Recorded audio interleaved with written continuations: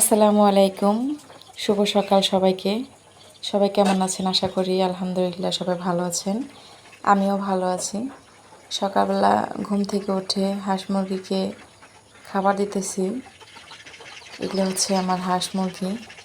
তোদের খাবার দাবার আগে দিই, দেওয়ার পর হচ্ছে আপনার গোয়াল ঘরে যাই।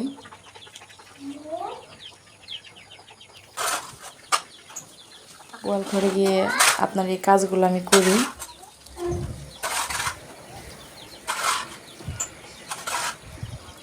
গরুকে ঘাস দিছি, ঘাস দেওয়ার পর গোবর টোবর ফালাইতেছি। তারপর হচ্ছে এগুলোকে গোসল করাইতে হয়। 2 টাইম গোসল করাই, তো সকালে একবার করাই আর হচ্ছে বিকেলে করাই। এখানে আরও অনেক গরু ছিল, তো বিক্রি করে ফেলছি কয়েকদিন আগে। একটাই আছে, এটা হচ্ছে 5 মাসের ভর্তি। সবাই দোয়া করবেন। এটা অনেক শখের গরু আমার।